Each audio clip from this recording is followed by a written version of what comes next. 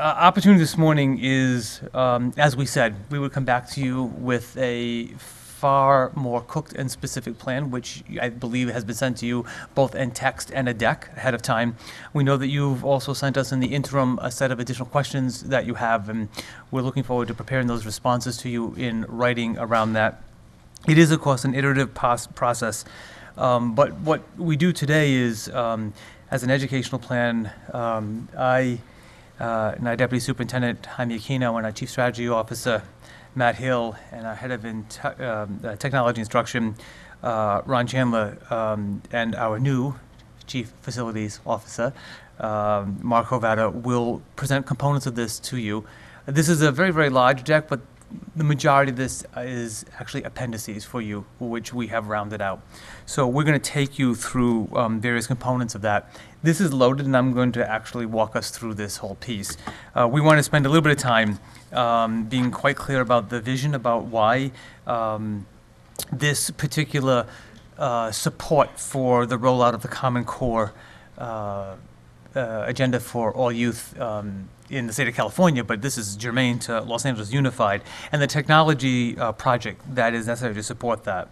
We want to be very clear about the vision for this work. We want to talk about the project structure, which is something you had a great deal of questions about, and we have for you answers to that. We listened to your I would say very, very kind of wise provocation of questions around phasing and rollout. And we want to respond to that, which we have in front of you as well around that. Obviously, the support and the training and the content, very important. The devices, and we've remained neutral on, because devices have names. You've got laptops and you have Droid-based. So device is the term that we're using until something is chosen around that. And obviously, we want to respond at a first cut around safety and security, funding and investment. And then for very specifics around schools and projects, you have a huge set of appendices which are attached. I think that it's clear in terms of the vision what we want for students, but we do provide this. There's no question we live in a time that's very different from the time that, if I'm looking around the room, all of us went to school. If I were to say three things that are very, very different, one is the access to collective communication and collective product. And the notion that students produce a single piece of work in isolation, it just does not exist. The skill of being able to enter the workforce, or quite frankly, higher education, and be responsible around collective behavior, collective responsibility for learning, and collective product is absolutely here around that.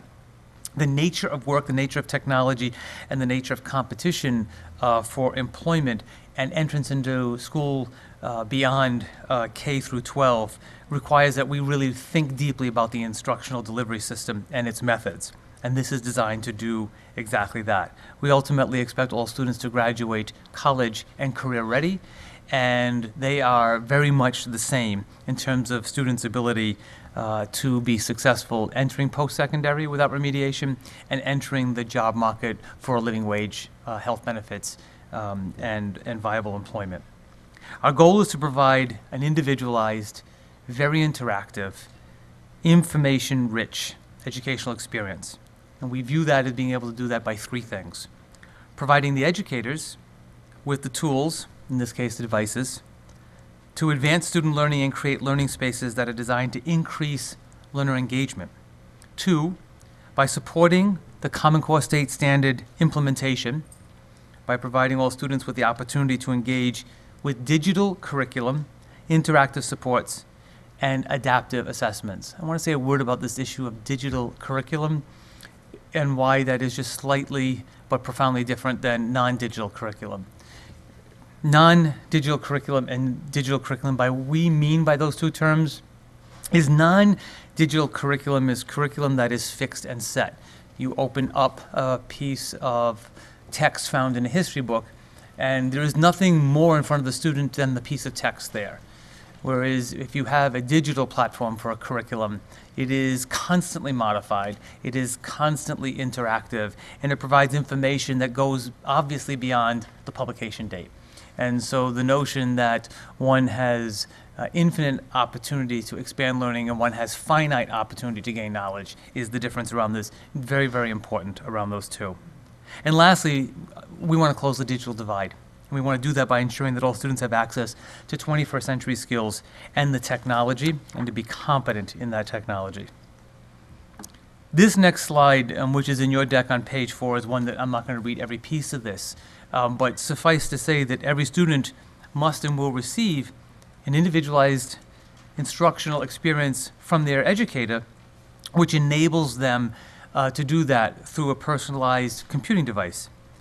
Amongst the skills and opportunities found in that are the ones that deal with electronic instruction, which helps transform classroom instruction by providing teachers with the digital tools to engage students, along with curriculum, which I've just spoken about, along with the assessments, which I've touched on, but undeniably we must be ready for the new state Common Core assessments, which will be taken on devices for students.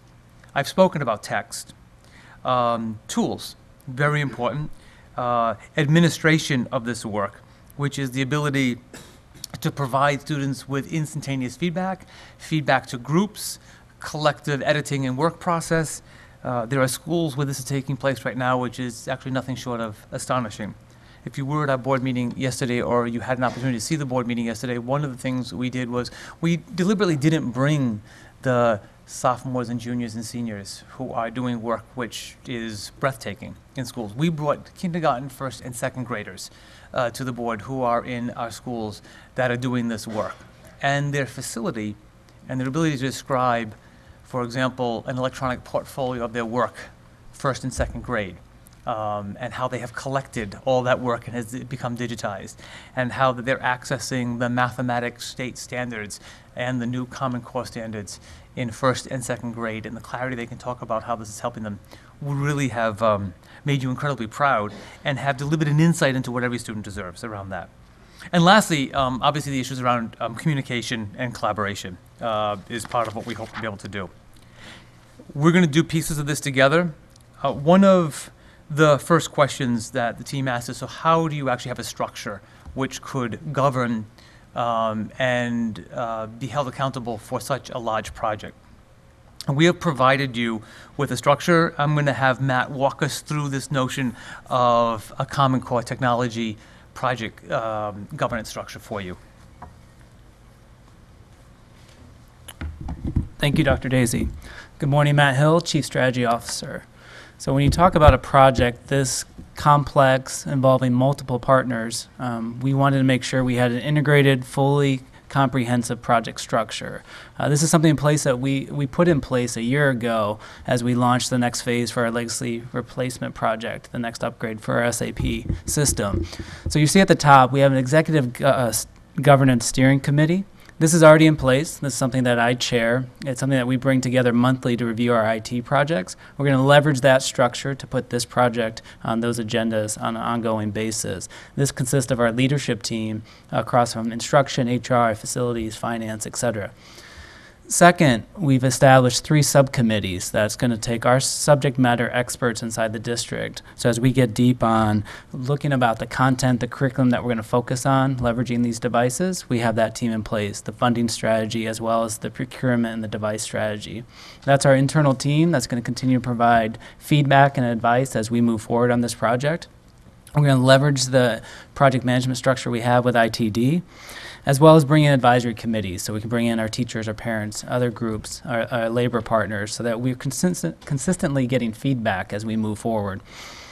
What we're asking for today as part of the budget, and we'll go into more details in a second, is that project management structure. This is not something that we can truly do on our own. We're going to need to bring in additional resources. So have a full-time dedicated project manager, as well as subject content experts, as well as people that are collecting feedback from the field, from the pilots that we have rolled out. So you see, this is a process that we're going to go through that's going to be an iterative process. We want to move with urgency, but we also want to be thoughtful about how we roll this out. So we've broken this down into a 3-phased approach. Phase 1A is really about answering the detailed questions that you guys have raised to us, as well as our teachers, our parents, our demonstration sites. We want to collect that feedback and continue to evolve as we come back in January looking for the next phase of funding for 1B. We'll have additional details and questions that answered, as well as a map out of what are those additional sites. We're looking at the next phase, around 100 sites that we'd want to move forward. And then phase 3, or phase 2, is what we're going to focus on of going district-wide and let that scale out. And that will all be informed based on those initial pilots. So let me take a moment and walk us in a little bit more detail through these 3 components as we talked about for you. And this is in response to a number of the questions that you all raised with us. So when we talked about the rollout piece, our goal is a phased rollout to be implemented and aligned with the instructional strategy for the district. The Common Core is being rolled out phased, and so we want to have this technology project also rolled out in an important phase that is manageable, aggressive, of course, but actually lays the foundation for support rather than trying to figure out how do we catch up.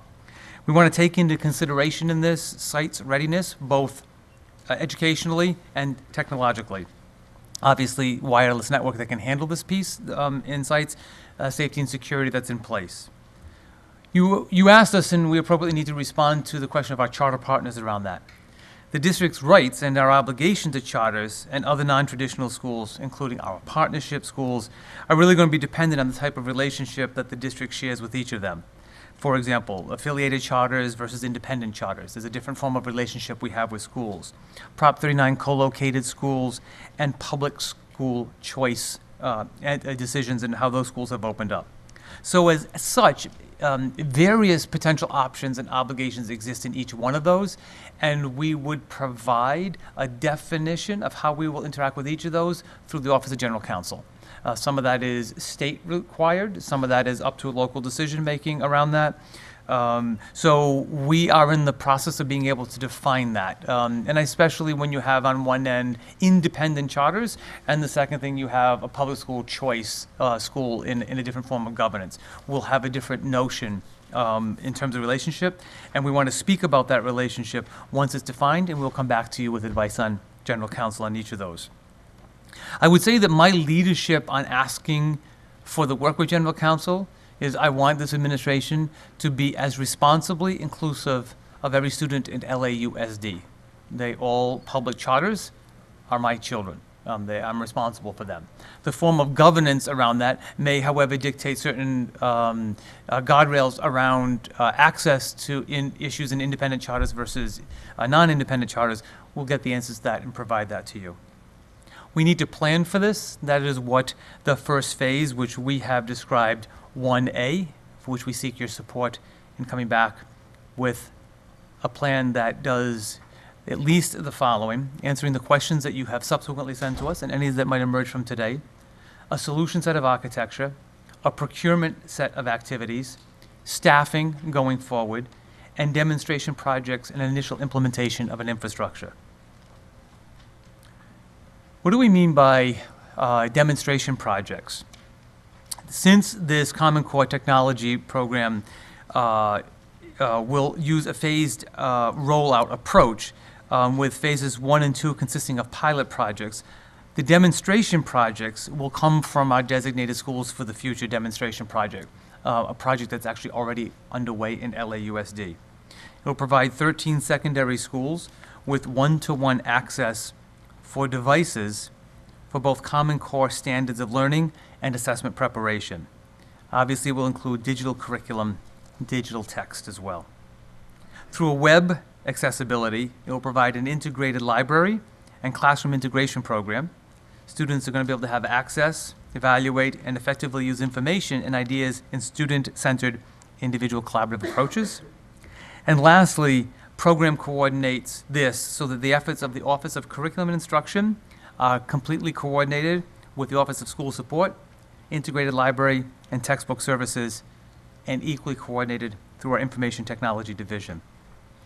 In addition, the Schools for the Future demonstration project has several other schools that are utilizing these devices extensively. So that during phase 1A of the planning and readiness, we're going to examine these projects for effective practices. We have places that we can go to right now and say, we are learning already how this is happening, and we've learned what it takes to be successful at scale, and we've also learned what might be barriers to have implementation. And obviously, the project allows us to move a little bit further with that as we proposed. You've asked us to talk about the notions of training, support, and content. We're going to do that. The purchasing of the curricular content, very important piece. There's a much more extensive component to this presentation this morning on device purchasing, which we'll get to in a moment around that. But it's really important that curricular content be linked with the acquisition of the device. That's instrumental in us being both good fiscal stewards to the money, and so that we are not hopefully having to have two entirely different projects. So said simply, we need the device to come with the content connected with it, so that we're actually not trying to run two entirely different projects at the same time. And that will guide very much the construction of how we go out and solicit. The pieces around existing and free curricular content, we have some of that already at our fingertips. Not necessarily the devices to do it, but we actually have the opportunities. K through 6, for example, ELA materials in the California Treasures program, K through 12 math text, history and social science text, and textbooks in high schools that have operated in 11, 12, and 12, 13 all have existing e-text available for them. You wanted to understand support and training. I'm going to ask Dr. Aquino to walk us through this component of it, and then we will provide you with a component that Mark will finish at the end in terms of the technical approach to potential budget for this initial phase and opportunity and how we would plan for device acquisition. There you are. Good morning, committee members. First, let me begin by saying, clarifying some perhaps misunderstanding, and in terms of the head of curriculum and instruction, this is an instructional initiative. Ever since I got here, which was about 14 or 15 months ago, I went to the superintendent, to Ron Chandler, and I said, we need to make sure we get devices in front of our kids. Not only because of the Common Core, but because we're living in a different world, and we needed to make sure that we integrate technology into our teaching and learning. It reminds me of Tom Friedman in his book, The World is Flat, where he described the launch of the internet as the mother of all inflection points. Why? Because it allowed people to break down silos and collaborate, regardless of where they were in the world. And we cannot do that in our classrooms. We need to figure this out in terms of breaking those silos and bringing technology, a powerful tool to make our students productive citizens. And in terms of the training and support and content, this is what we do in my office. This is not something new. We have models for professional development in terms of every time we do an adoption, we have a system on how we make sure that we train and get this into every school. We're going through this right now with the rollout of the Common Core. I just came right now from doing a training of 40 principals and 60 of their teacher leaders on the Common Core, and we have a system. So we have lessons learned. One of the, as you see in the deck, one of the things that we have is the train the trainer model, which is how we're going to make sure that we build a capacity of a strong team that is at the school to support the implementation and the questions that might surface.